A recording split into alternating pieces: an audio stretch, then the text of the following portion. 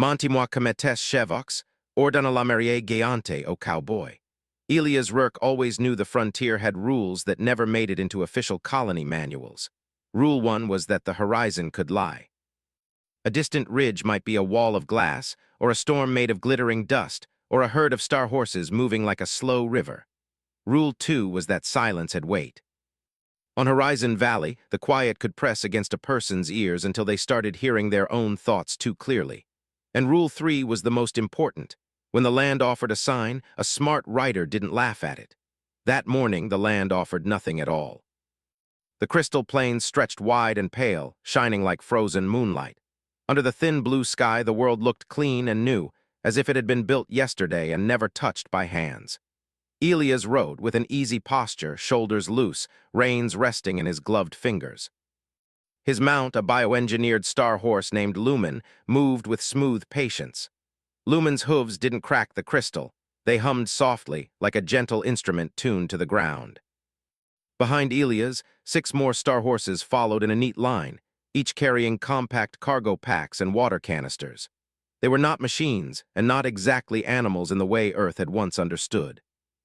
The colony labs had grown them from living tissue and smart polymers, giving them muscle and instinct, but also a quiet kind of intelligence. They could read terrain, sense shifts in gravity, and choose the safest path without panic.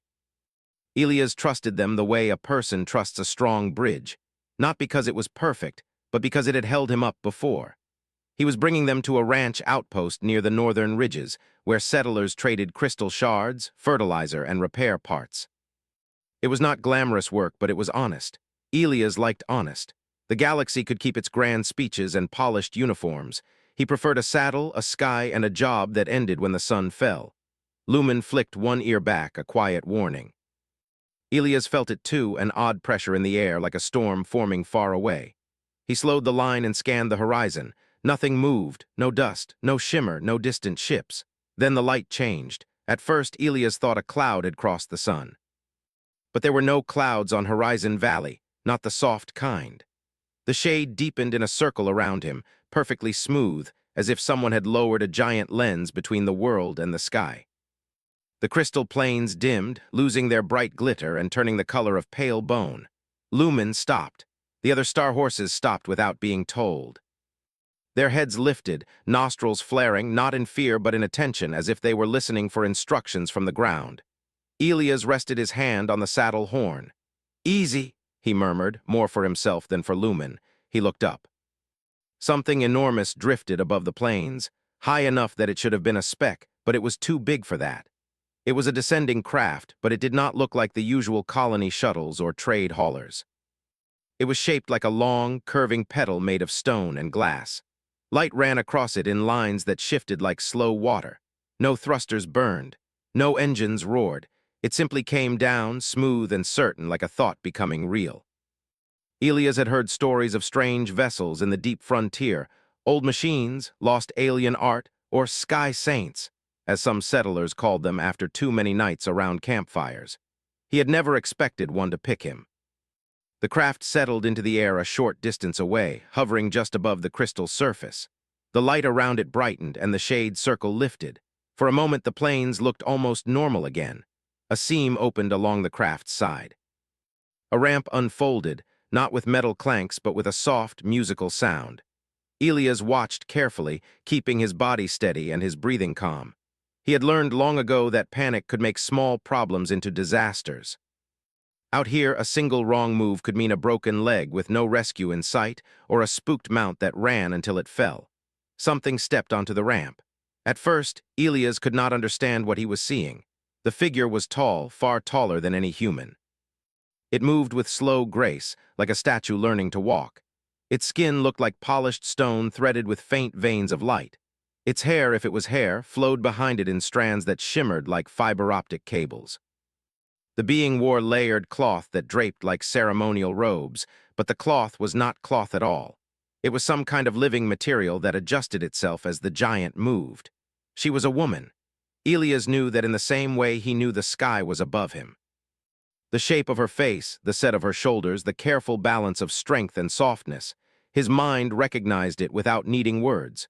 She descended the ramp and stepped onto the crystal plains. The ground did not crack beneath her. Instead, it pulsed as if the planet itself made room for her weight. Elias did not move. He did not reach for a weapon because he wasn't carrying one. Most days, he carried tools, rope, water, and a signal flare. He had once lived in places where people thought safety came from firepower, but Horizon Valley had taught him a different kind of caution. The kind that started with watching, thinking, and respecting what you didn't understand. The giant woman turned her head and looked directly at him. Her eyes were bright and deep, like blue stars seen through clear ice. When she spoke, her voice was low and steady, and it carried across the plains without effort, as if the air itself agreed to help her.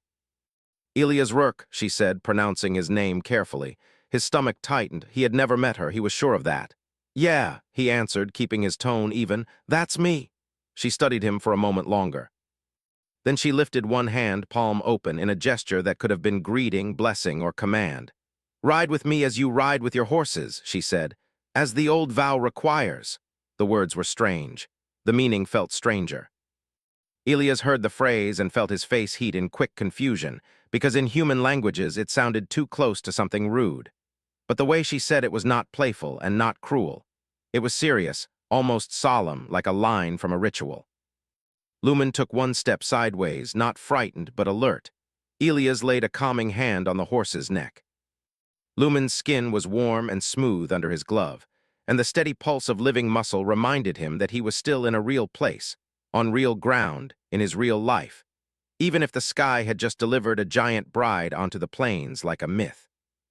I don't think I know what you mean, Elias said carefully. The woman's gaze softened a little as if she expected that. Your kind forgets, she replied. But the vow remains written in the world. The bond is not about dominance. It is about guidance, trust, carrying. Elias swallowed. Who are you? Her chin lifted. Kelthara of the core-bound houses, she said, bride of the living planet, keeper of the unbroken thread. It sounded like a title a person could drown in. Elias nodded once, slow. All right, that's a lot, why me? Kelthara's eyes shifted to the line of star horses behind him. Because you move with them without forcing them, she said. Because you travel alone and still do not become cruel. Because you live at the edge of the map and still carry rules inside you. And because the vow calls for a human rider. Elias let out a breath he hadn't realized he was holding. The plains were quiet again, but it was not the empty quiet from before. It was the kind of quiet that waited for the next line in a story. He glanced around, half expecting to see hidden drones or colony officials laughing at him from behind a ridge. Nothing. How do you know my name? He asked. Kelthara turned slightly. The craft behind her glowed brighter, and a thin beam of light projected down onto the crystal surface. Images flickered in the beam, maps, symbols, and shapes that looked like old carvings. Your name appears in the thread, she said. Human letters, old and worn, carried across time. The thread is a record of promises. When the record stirs, the vow must be answered. Elias stared at the floating shapes. He couldn't read most of it, but he recognized something that looked like an old Earth-style brand mark, simple lines, a circle, and a slash. Ranchers sometimes used similar marks on their gear. He laughed once, short and disbelieving. You're telling me some ancient promise says I'm supposed to, what exactly? Take you somewhere. Kelthara's robe material shifted as if responding to a breeze that didn't exist. Yes, she said. There is a crossing, a journey that binds the houses again. I must pass through 5 gates, but the gates will not open for me alone. Elias rubbed his jaw, thinking fast. And you want me to help you with that? I require a rider, she said. Not a master, not a servant. A rider, one who chooses the path, who listens to the world, who knows when to stop and when to push forward. Elias looked at her huge hands, the careful way she held herself, and the strange calm in her voice. She did not feel like a liar. But that didn't mean she wasn't dangerous. Out here, even good intentions could get people hurt. I'm just a courier, he said. I move livestock and supplies. I'm not some kind of hero.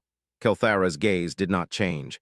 Your kind always says this, she replied almost gently. And then your kind does the impossible anyway. Before Elias could answer, a new sound rolled over the plains, a deep hum sharp at the edges like distant thunder made of metal. Lumen's head snapped up. The other star horses shifted, their tails flicking. Elias turned toward the sound. On the far horizon, dark shapes rose into view, ships small and fast, moving low. They were not colony patrol craft. Their design was wrong, angles too harsh, lights too red, movement too hungry.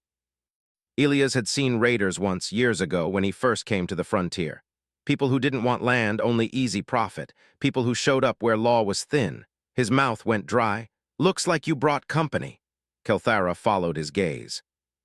Her expression remained steady, but the light in her veins brightened and the crystal beneath her feet pulsed. "The Regent's hunters," she said. "They do not wish the vow to be fulfilled." Elias felt a sharp twist in his chest, not fear exactly, but the cold math of survival. If those ships were coming here, they were coming for the giant bride, or her craft, or both. And Elias was standing between them and whatever they wanted. He forced himself to stay calm. He wasn't armed, but he wasn't helpless either. Horizon Valley had taught him how to think under pressure. "How long until they reach us?" Kelthara tilted her head as if she could taste distance. "Minutes," she said. Elias' mind moved fast. The plains were open and flat, offering no cover. His best option was movement and confusion. His star horses could outrun most ground threats, but ships were different. Still, ships flying low needed space to maneuver. If he could get to the ridge line, there were canyons and rock spines that could block sensors and force the ships higher. He looked up at Kelthara. "Can your craft take off?" "It can," she said, "but the thread forbids me to flee alone. The vow must be accepted willingly, or the gates will remain closed." Elias stared at her, then out at the approaching ships, then back at his horses. His simple delivery job had turned into a choice with no easy edges. He thought about the ranch outpost waiting for him, people expecting supplies, trusting him to arrive. He thought about the frontier and how it survived because strangers helped strangers even when they didn't have to. He thought about how the galaxy often looked at humans and saw either pests or predators. He was tired of both pictures. He let out a slow breath and made his decision. "All right," he said. "I'll ride with you, but you listen to me when I say move and you stop when I say stop." "Deal?" Kelthara's eyes widened slightly, and for the first time Elias saw something like relief cross her face. "I accept," she said. "Rider Elias Rourke." Elias swung down from Lumen in one smooth motion. He stepped closer to Kelthara, craning his neck to look up at her. Up close, she smelled faintly of rain on stone and warm sunlight. The light in her skin wasn't aglow like a lamp. It looked alive, like a heartbeat made visible. "Okay," he muttered, mostly to himself. "Now the hard part. How exactly does a human ride with a giant bride without doing something stupid?" Kelthara lowered one arm carefully, offering it like a platform. "As you ride with your horses," she repeated, patient. "With balance, with trust, with guidance, not with harm." Elias nodded, forcing the embarrassment out of his mind. This wasn't about anything rude. This was about culture and meaning, and right now, it was about staying alive without anyone getting hurt.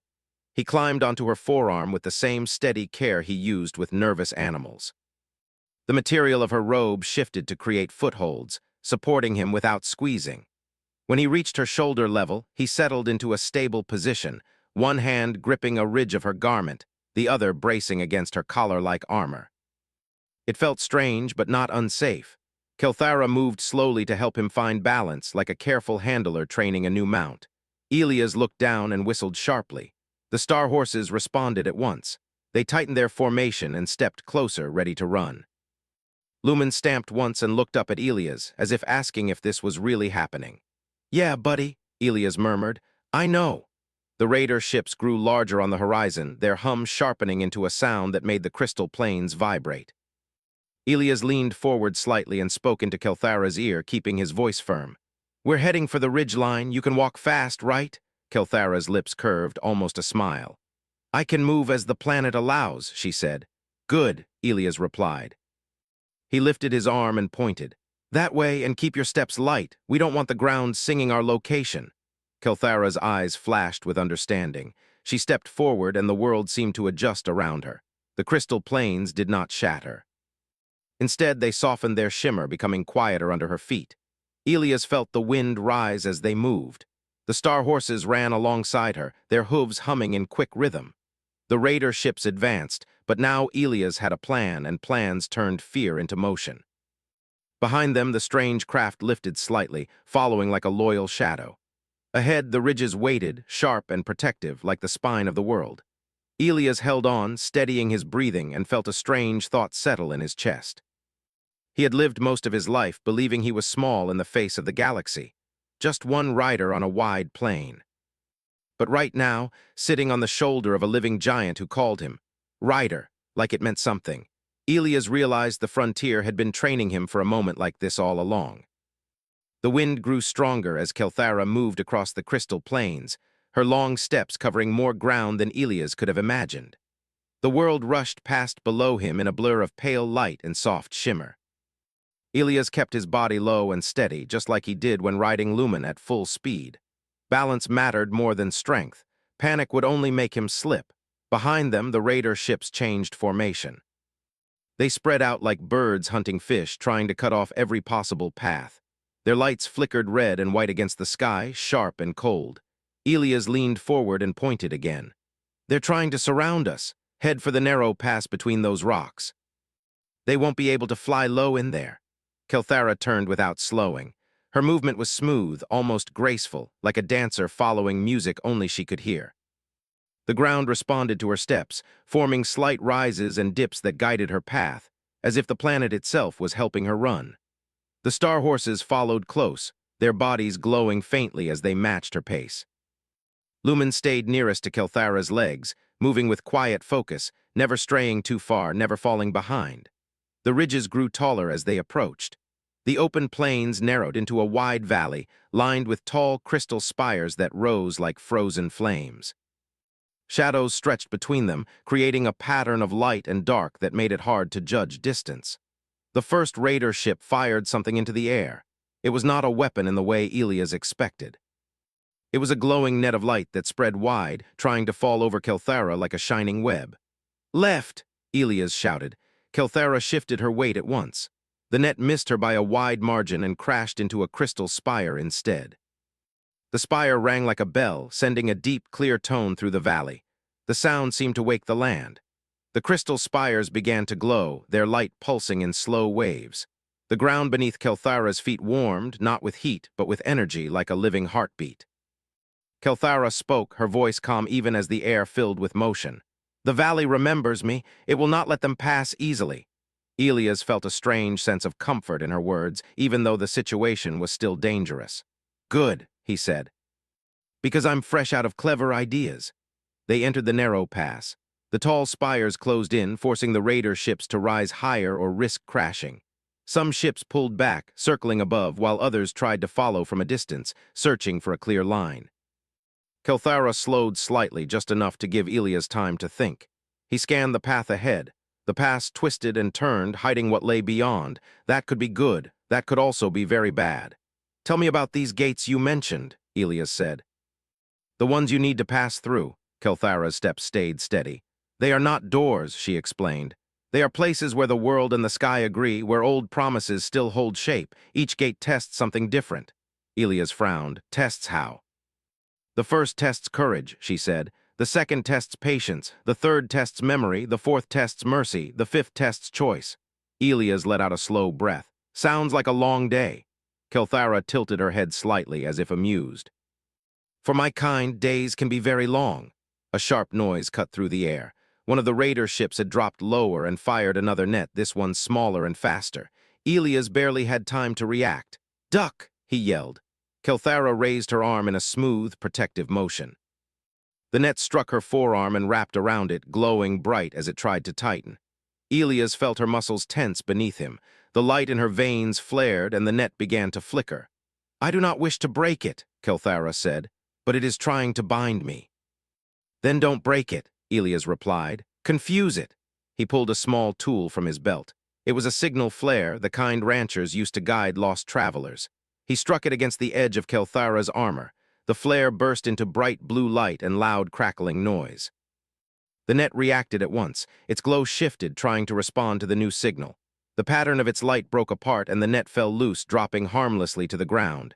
Kelthara looked at Elias, surprise clear in her eyes. "You did not use force." Elias shrugged. "Force is loud, clever is quiet."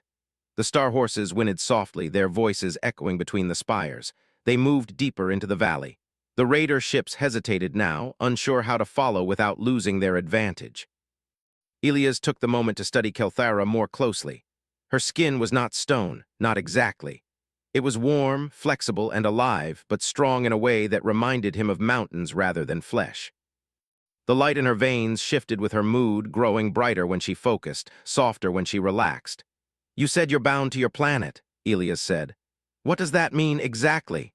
Kelthara took a slower step, choosing her words.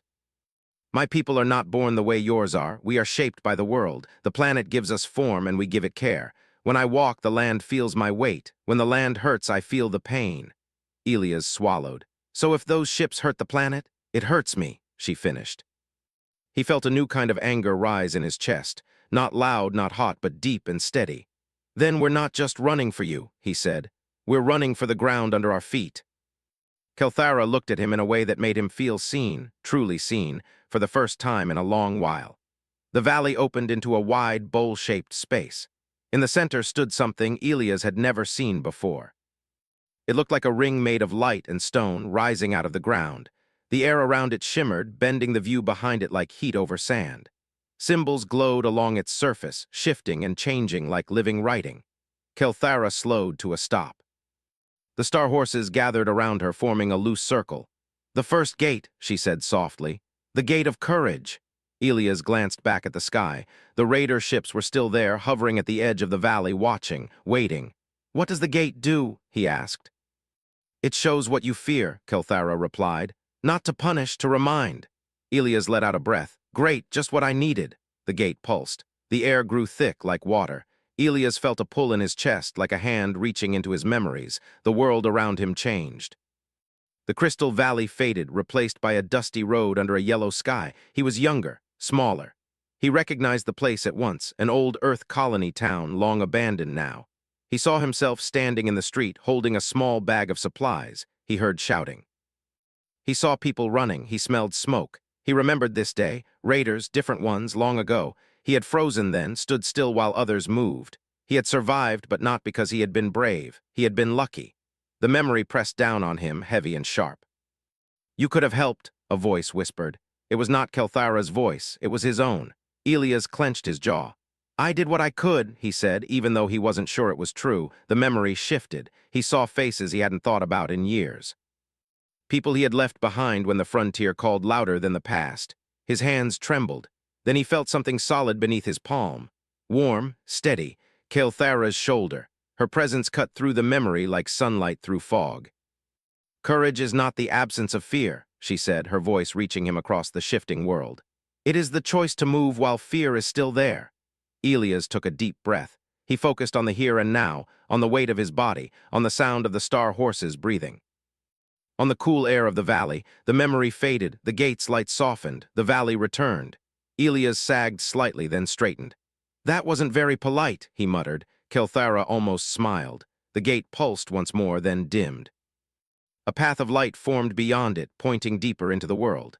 "The gate accepts us," Kelthara said. Before Elias could respond, a raider ship broke from the group and dove into the valley, flying low and fast. "They're not done," Elias warned. Kelthara stepped forward onto the path of light. The world seemed to shift around her like reality itself was making room. The raider ship fired another net, but this time the net dissolved in the air before it could reach them, turning into harmless sparks. The ship pulled up sharply, its pilot clearly confused. Elias laughed, a short, surprised sound. "I could get used to this." They moved beyond the gate. The valley behind them blurred as if seen through water, then faded entirely. They stood now on a high ridge overlooking a new stretch of land. This place was darker, the sky deep purple instead of blue. Strange stars glowed overhead, closer and brighter than any Elias had seen. The air felt heavier, full of quiet. Kelthara looked out over the land. "The second gate lies ahead," she said. "The gate of patience." Elias sighed. "Let me guess, it's not going to be quick." "No," she agreed. "It will not." He glanced back. The raider ships were gone, at least for now. He knew better than to think they were finished. Elias shifted his position, making sure he was comfortable on Kelthara's shoulder. Lumen trotted closer and nudged Kelthara's leg gently, as if checking on both of them. Elias smiled at the familiar gesture. "Guess we're really doing this," he said. Kelthara began to walk forward, into the strange, quiet land beyond the first gate. The land beyond the first gate felt different under Kelthara's feet. The crystal shine was gone. The ground here was dark and soft. like fine soil mixed with smooth stone. Each step she took left a faint glow behind, footprints that slowly faded as if the world itself was breathing them away. The sky above was wide and deep purple, filled with slow-moving stars. They did not twinkle, they watched. Elias stayed quiet for a while, taking in the strange beauty of the place. The wind here was gentle, warm, and it carried a faint sound, like distant water or a faraway voice humming a song he almost recognized. Lumen and the other star horses followed closely, their hooves making soft, steady sounds instead of their usual hum. They seemed calmer here, like the land itself told them there was no need to rush. Kelthara walked at a slow, even pace. Not slow because she was tired, but slow in a way that felt careful, like every step mattered. "This is the land of waiting," she said at last. "It grows nothing quickly. Even mountains here take time to decide their shape." Elias leaned forward slightly. "Sounds like my kind of place. Things back home always felt like they were in a hurry." Kelthara looked down at him. "Humans run toward the future," she said. "My people listen to the past." They walked in silence again. The land stretched on in gentle hills and wide valleys. There were no sharp edges, no sudden drops, no clear path. Just a slow, open space that seemed to invite wandering instead of direction. After a long while, Elias noticed something strange. The stars above were not moving the way they should. They were drifting in slow circles, always returning to the same places, like hands on a clock that refused to move forward. "Are we going in circles?" he asked. Kelthara shook her head. "We are going forward, but this place does not measure forward the way you do." Elias frowned. "That's not comforting," she paused. "The gate of patience lies somewhere ahead, but it will not appear just because we arrive at the right spot." Elias sighed. "Let me guess, it appears when it feels like it." "It appears when we stop trying to make it appear," she replied. Elias leaned back slightly, staring up at the sky. "That's going to be a problem. I'm very bad at not trying." Kelthara's shoulders rose and fell in what might have been a soft laugh. They continued walking. Time felt strange here. Elias couldn't tell how long they traveled. His hunger didn't grow. His thirst didn't bother him.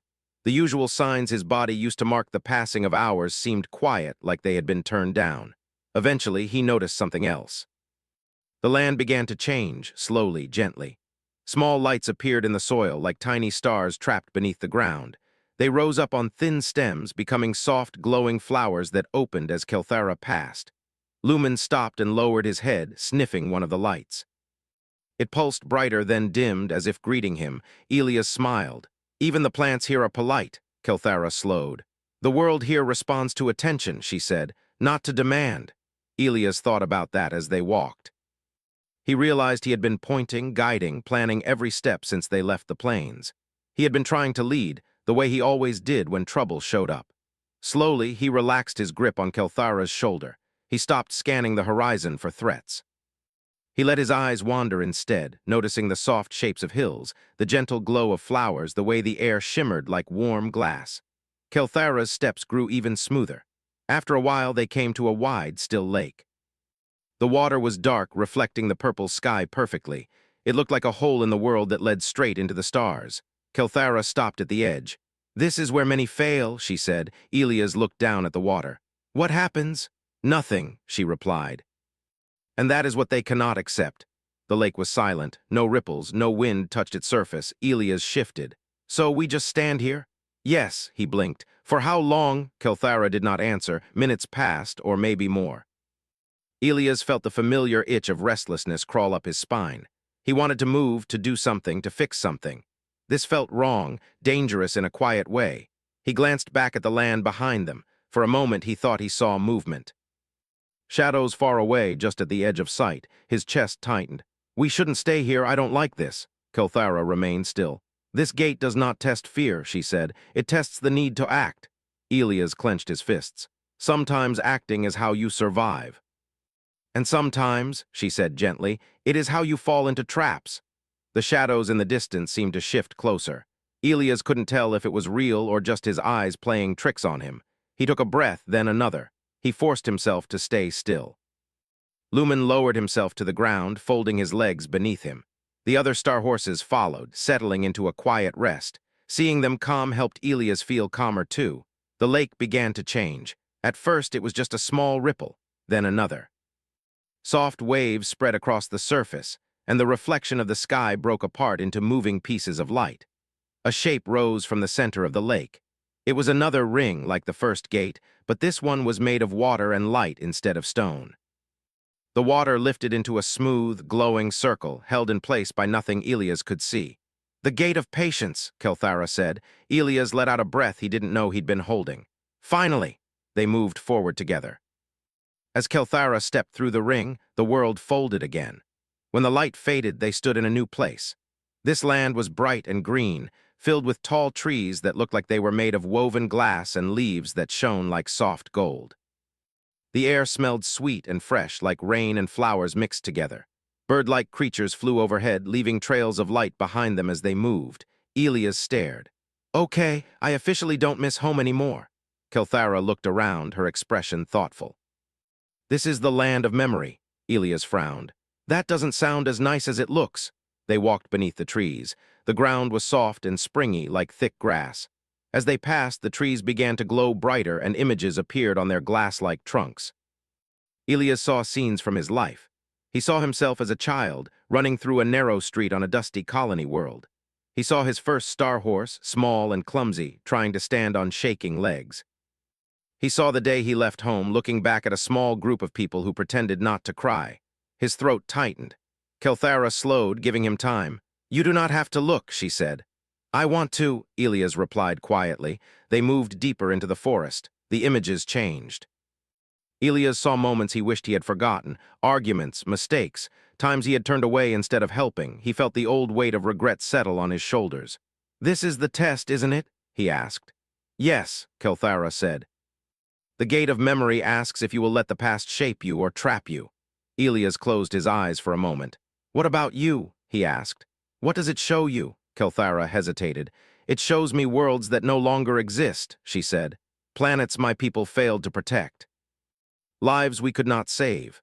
Elias opened his eyes and looked at her. For the first time, he saw not just a giant guardian, but someone carrying a long, heavy history. "You keep walking anyway," he said.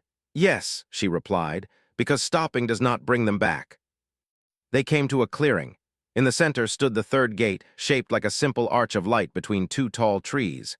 Elias felt the pull of the past one last time. He thought about the people he had left behind, the things he had done wrong, the choices he wished he could change. Then he thought about the star horses resting behind them, about the strange, living worlds they had already crossed. About Kelthara still moving forward even with the weight of lost worlds on her shoulders. He took a breath. "I can't fix yesterday," he said, "but I can decide about today." The gate flared softly. They stepped through. The world shifted again. This place was quiet and gray. The sky was pale, like early morning fog. The land was flat with long, shallow rivers winding through it. Figures stood scattered across the plain. They were different shapes and sizes, some tall, some small, some human, some not. They all looked tired. Kelthara's voice grew softer. "The gate of mercy lies here." Elias felt a strange pull in his chest. The figures began to move closer. One of them stepped forward. It was a human man, older, with a lined face and tired eyes. "I took from others to survive," the man said. "I told myself I had no choice." Another figure stepped forward, this one an alien with glowing eyes. "I followed orders that hurt my own people," it said. "I said it was not my responsibility." Elias realized what this place was. It wasn't showing monsters or heroes. It was showing people who had made hard choices and lived with them. "They're not real, are they?" he asked. "They are memories," Kelthara said, "and questions." The figures looked at Elias, waiting. "What am I supposed to do?" he asked. Kelthara did not answer. Elias thought about all the times he had judged others from a distance, about how easy it was to call someone wrong when you didn't know their full story. He climbed down from Kelthara's shoulder and walked forward. He stood among the figures. "I don't know your lives," he said. "I don't know what I would have done in your place, but I know this, you're still here. That means you still get to choose what comes next." The figures faded, one by one, like mist in sunlight. The fourth gate appeared, glowing gently in the air. Kelthara stepped forward and Elias climbed back onto her shoulder. They passed through together. On the other side, the land felt lighter, like a deep breath after a long climb. Elias looked at Kelthara. "One gate left," he said. "Yes," she replied, "the gate of choice." Elias stared ahead, feeling a strange mix of calm and tension. I have a feeling that one's not just for you, Kelthara nodded. No, she said, it is for both of us. They walked forward toward a distant light on the horizon. The land beyond the fourth gate was different again. It felt open, vast, and full of light. The horizon stretched further than Elias could see, a rolling expanse of silver plains beneath a soft orange sky. The wind carried warmth and scents of flowers and metal, strange and alive, as if the world itself was breathing. Elias settled carefully on Kelthara's shoulder, letting the motion of her steps become familiar again. Lumen and the other star horses moved alongside, keeping pace without faltering, as if they understood that this stretch would require steady endurance. Kelthara's presence was calm, almost meditative. Elias noticed how she moved in harmony with the land, each step adjusting to subtle shifts in the ground. Her strength was immense, but it was her control, her patience, that struck him more. It made her feel unshakable. They call this the realm of choices, Kelthara said softly. Here, what we decide shapes the path forward not just for ourselves, but for all who follow. Elias nodded slowly. He knew what she meant. Every choice in the frontier mattered, every decision rippled outward. Some choices ended lives, some saved them, but the weight here felt different, larger, somehow more alive. As they advanced, the landscape began to shift subtly. Hills rose like swells on a calm ocean. Streams of light weaved through the ground, pulsing faintly with movement. In the distance, Elias could see the faint shapes of structures, geometric and crystalline, half buried in the land. They were not buildings, they were not natural formations.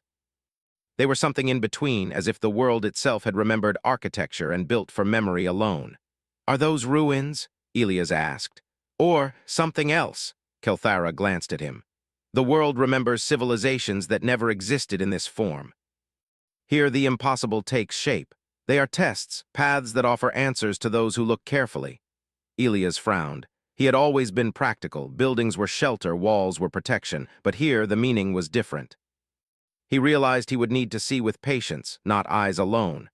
A distant shimmer caught his attention. Figures were moving along the silver plains toward them. They looked human at first glance, but their shapes flickered, uncertain, like shadows in a dream. As they drew closer, Elias realized they were humans, aliens, and beings of light, their forms blending. Some carried tools, some weapons, some nothing at all. They all looked tired, wary, uncertain. They are watching, Elias said, keeping his voice quiet. Or waiting. Kelthara nodded.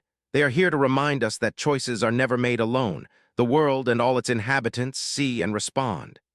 Elias shifted slightly, feeling the weight of her meaning. It wasn't just about choosing for himself or for Kelthara. It was about how every decision would touch others, seen or unseen. One of the figures stepped forward. Elias recognized the posture. It was cautious but determined.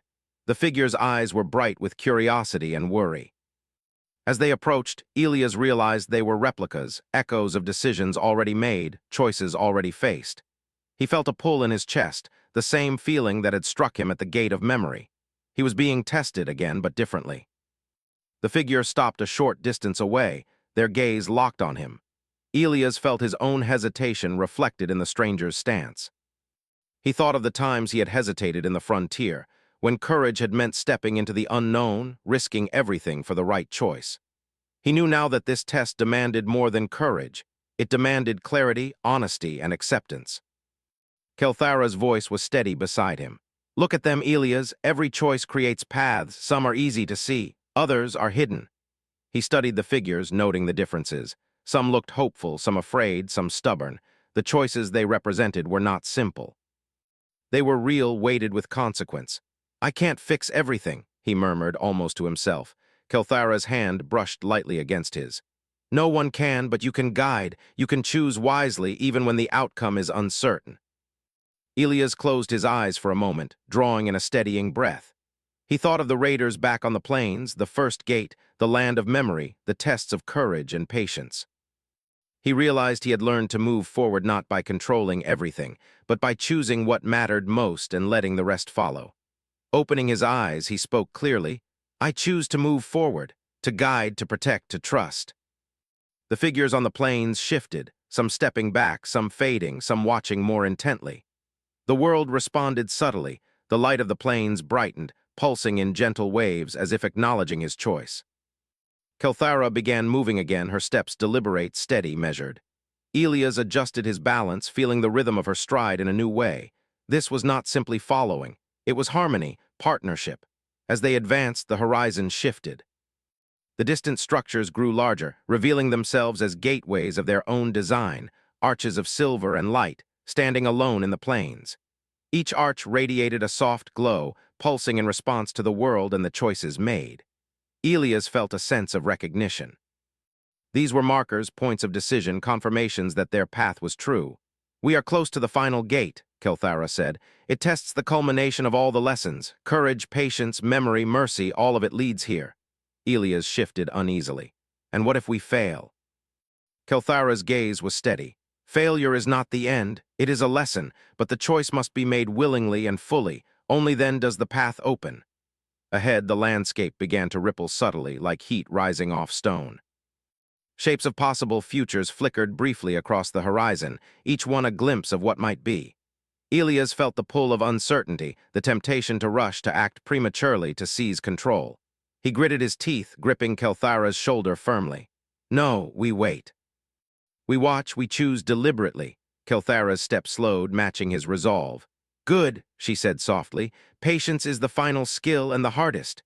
They walked in silence for a while, the land whispering around them. The sky shifted, the stars above turning slowly and the glowing markers of the path pulsing like faint hearts. Elias noticed that each time he considered a choice, the land responded, almost imperceptibly, as if confirming or questioning. Suddenly, a figure appeared directly in their path. Elias tensed. The being was tall, almost taller than Kelthara, but its form was fluid, shifting in color and shape. Its eyes glimmered with faint light, but there was no hostility in its posture. "You have come far," it said, voice echoing, gentle yet firm. "And yet the final choice is yours alone." Elias swallowed. "What do we do?" "You must step forward willingly," the figure replied, "with full understanding of what it means to guide, to protect, and to trust. Only then does the gate open." Kelthara nodded. "I will support you, but this is your choice." Elias looked out over the horizon, at the glowing gates, the soft hills, the figures from memory, and the flowing, living land around them. Every step, every decision, every test had brought him here. He felt the weight of all he had learned, the courage to act, the patience to wait, the lessons of the past, the understanding of mercy. Taking a deep breath, he adjusted his balance and looked up at Kelthara. "I understand, I'm ready." The figure shifted slightly, bowing. The land trembled, softly at first, then more strongly. Light gathered in the distance, forming a single arch, brighter than any of the previous gates, humming with energy and possibility. Kelthara's eyes glowed faintly. "Then step forward, Rider Elias Rourke." He felt the weight of responsibility settle firmly in his chest. He had survived frontiers, storms, and raiders. He had faced impossible lands, remembered painful pasts, and endured tests beyond reason. Now everything came down to this one choice. He let go of hesitation and fear. He felt the pulse of the land beneath Kelthara's steps, the hum of life in the star horses around them, and the quiet approval of the path they had walked together. With careful determination, he guided Kelthara toward the final arch. The light reached out, warm and inviting. The air shimmered with energy. Elias felt the culmination of every lesson settle around him like a cloak. He looked at Kelthara, her calm presence grounding him. "Let's do it," he said. Kelthara inclined her head. Together, they stepped through the arch. The world changed instantly. The plains disappeared, replaced by a wide, open sky and a land that felt infinite.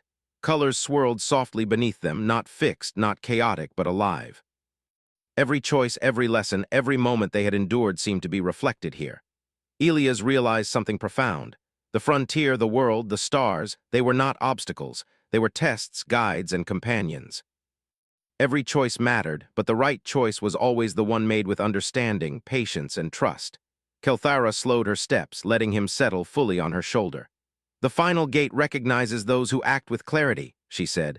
"You have done well." Elias allowed himself a small smile. "We've done well." Around them, the living land pulsed gently, acknowledging them. The distant light of stars seemed closer, friendlier, welcoming. The path ahead was no longer uncertain. The choices they had made had shaped it, guiding them forward. Elias exhaled slowly. For the first time, he felt the full weight of accomplishment without fear of what came next. They had faced everything the world had asked, passed every test, and endured each challenge. And now the frontier itself seemed to recognize their success. Kelthara's eyes sparkled faintly. "The last gate opens not only for me," she said. "It opens for all who walk with courage, patience, and understanding. You are part of it now." Elias nodded. He felt a deep sense of peace settle in him. The trials had been difficult, exhausting, and strange, but they had also taught him something invaluable. That strength was not measured in power or fear, but in the choices made and the trust kept along the way. Together they continued forward toward the horizon, toward the unknown. But for the first time, Elias did not fear it. The frontier was vast, full of mystery and challenge, but it was also full of possibility. And he knew, as long as he moved with understanding and patience, there was nothing he could not face. The horizon stretched endlessly ahead, golden and alive under a sky that shimmered with colors Elias had never seen before. He could feel it under Kelthara's steps, the world pulsing gently, waiting, alive in ways that no human-made frontier could ever hope to be. Each step she took felt like a conversation between giant and land, and Elias understood in a way he never had before that he was part of it now, part of something larger than himself. The star horses ran beside them, their hooves humming faintly against the glowing plains. Lumen stayed closest, glancing up at Elias every few strides, as if asking silently, "Are you ready for what's next?" Elias patted his mount's neck. "As ready as I'll ever be," he replied. Kelthara's voice was soft, carrying over the distance. "The final challenge lies ahead. The path will not be simple. It requires wisdom and unity. We must move with understanding, not haste." Elias nodded, gripping her shoulder firmly, letting the rhythm of her stride guide him. He had faced dangers before, raiders, storms, even the tests of the gates. But this was different. This was not about surviving. This was about shaping the future, about creating a choice that would affect more than just them. As they moved forward, the landscape began to change subtly. Hills rose and fell gently, covered in soft silver grass that swayed with a wind that did not disturb the air elsewhere. Streams of light meandered across the land, like veins carrying energy. Small, glowing creatures darted through the grass, shimmering as they moved. The world was alive, aware, and watching. "Do you feel it?" Elias asked quietly. "It's like the land itself is judging us." Kelthara tilted her head slightly. "Not judging, observing, responding. It tests the choices, not the hearts." The wind shifted, carrying soft sounds, echoes of voices, laughter, cries, and whispers from places he could not name. Elias realized he was hearing memories, fragments of every life that had walked this land, every decision ever made that had left an imprint. The air was thick with history and possibility. Elias swallowed. "I think I understand now. It's not about winning or losing. It's about what we choose to do with what we know." Kelthara's steps slowed as they approached a wide, shallow valley. In the center rose a structure unlike any he had seen before. It was an enormous arch of light and stone, shimmering with every color of the sky. The arch floated above the ground slightly, and the space beneath it seemed to stretch farther than the eye could see. He felt a pull in his chest, like the world itself was drawing him forward. "This is the final gate," Kelthara said. "The gate of unity. It tests not just you, but us, human and guardian, together." Elias took a deep breath. He glanced back at Lumen and the other star horses. They waited patiently, aware that this was no ordinary journey. Their trust had carried him this far. He drew strength from it. The gate pulsed softly like a heartbeat, as if aware of their approach. Light shifted within it, forming faint images. Humans, aliens, Kelthara's people, even distant planets. The arch seemed to show the consequences of their choices. Worlds thriving or failing, communities growing or falling, lives saved or lost. Elias felt the weight of it pressing gently against his mind. "What do we do?" he asked, almost a whisper. "Do we just walk through?" Kelthara's gaze was steady. "We walk together, not as leader and follower, not as master and servant, but as partners. Only then will the gate accept us." Elias nodded. He felt his heart pounding, not with fear, but with understanding. This was the culmination of everything they had faced. Every test, every choice, every lesson led here. And now it demanded clarity, trust, and courage. He shifted, steadying himself on her shoulder, and spoke firmly. "Kelthara, I trust you. I choose to move forward with you not because I have to, but because I understand what's at stake." Kelthara's light pulsed faintly at his words. "And I choose you, Elias Rourke. Rider of the thread, together we will open the path." Step by step, they moved forward. The star horses followed, their glowing forms reflecting off the light of the arch. As they entered, Elias felt the air shift around him. The world seemed to stretch and fold, the boundaries between reality and possibility blurring. He felt the energy of every life, every choice, every lesson they had encountered merge into a single pulse. The arch responded. Light spread outward, enveloping them in warmth and clarity. The images in the arch clarified, showing possibilities where humans and Kelthara's people thrived together. Worlds healed, communities rebuilt, and the frontier expanded not through conquest, but through understanding and cooperation. Elias felt it deep in his chest, the truth of HFY. Humans were strong not because of weapons or numbers, but because of perseverance, ingenuity, and the capacity to inspire unity. The gate shimmered, then dissolved. The world beyond was breathtaking, rolling plains of crystal, rivers of light, towering mountains and skies filled with countless stars. Cities floated peacefully above the land, but they were not crowded or oppressive. They were places where people and guardians lived in harmony, sharing knowledge, protecting the land, and fostering life. Kelthara lowered herself gently, allowing Elias to step onto the ground. The star horses did the same. Lumen nuzzled Elias gently, and he felt a surge of warmth and accomplishment. This is what the gate was showing," Elias said, voice soft. "A future we can choose together, not forced, not demanded, but built." Kelthara's eyes glowed faintly, reflecting the light around them. "Yes, this is the promise of the thread, the bond between species, between worlds, strengthened by trust, courage, and understanding.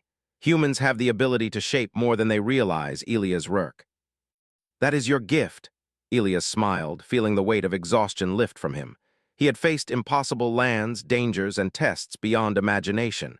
He had survived by learning, observing, and trusting. And now the reward was clear, the ability to create a better world, one choice at a time. As they walked forward together, the wind carried the soft sounds of life, the hum of cities, the laughter of children, the quiet movement of guardians tending the land. The star horses trotted beside them, their hooves echoing like a steady drumbeat, grounding Elias in the present while reminding him of the path they had traveled. Elias looked at Kelthara, towering yet gentle, and felt an unexpected warmth. Not romantic, not frightening, but a deep respect and connection.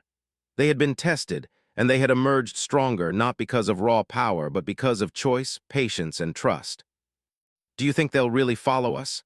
he asked quietly, referring to the people and guardians they had seen throughout the journey. Kelthara nodded. "They already have. The gates do not merely test individuals, they reveal the potential of those who witness them. Those who see your choices and ours will be inspired to act in kind." Elias glanced around at the glowing plains and rivers of light, feeling the pulse of life beneath his feet. It was overwhelming and humbling. So, humans and everyone else can really make a difference. "Yes," Kelthara said, "if they remember the lessons of courage, patience, memory, and mercy, if they choose unity over fear." They continued walking across the luminous plains. Small groups of people appeared along the way, not threatening, not aggressive, but curious, cautious, hopeful. Elias waved to them. They waved back, some stepping forward, joining in the slow procession. The path widened as more beings came together, forming a gentle, moving community guided by example, not force. Elias felt a deep sense of peace settle within him. He had started this journey unsure of what it meant, unsure of his place, unsure of his own strength. Now he understood that strength was not about being the fastest, the strongest, or the smartest. Strength was about choice, guidance, and trust. It was about using what you had to protect, guide, and inspire. Kelthara's voice broke through his thoughts. "The final lesson is complete," she said. "The gates have recognized your courage, patience, memory, mercy, and unity. You have become a true rider of the thread." Elias smiled. "Feels like a title I'll need to grow into." "You already have," she replied. "And the journey does not end here. Only a fool believes the path stops after one gate. Life is a series of gates, each testing what has come before." Elias nodded thoughtfully, looking around at the plains stretching to the horizon, the glowing rivers, the star horses, and the beings who had joined them. He realized the true meaning of HFY. Humans were not conquerors nor saviors. They were learners, adapters, and guides, capable of shaping worlds through courage, understanding, and unity. The wind shifted again, carrying distant songs of life, echoes of the past, and whispers of future possibilities. Elias felt a connection to it all, the land, the people, Kelthara, and even himself. "Where to next?" he asked quietly. Kelthara looked up at the horizon, her form towering and graceful. "Wherever the thread leads, together." Elias exhaled, feeling a lightness in his chest. For the first time in a long while, he was not just surviving the frontier, he was shaping it. Every choice, every step, every moment of trust had brought him here. And now the possibilities stretched out infinitely before them. He smiled, gripping Kelthara's shoulder. "Then let's ride." The living land pulsed gently beneath their feet. The star horses trotted beside them. Lights shimmered on the rivers in the hills and across the distant floating cities. Elias took a deep breath of the clear air, feeling alive in a way he had never known. The horizon was no longer a limit. It was a promise. And as Elias, Rourke, and Kelthara moved forward, side by side, across the luminous plains, he knew one thing for certain. Humanity was capable of more than anyone had ever imagined. And together they would show the galaxy just what that meant. The thread had been honored, the gates had been passed, and the future, wide and bright, waited for those brave enough to shape it. Elias felt the wind on his face, the soft hum of life beneath him, and the gentle pulse of Kelthara at his side. He knew that this was only the beginning. The universe was vast, full of gates, full of tests, full of possibilities. But for the first time, he didn't fear it. He rode forward,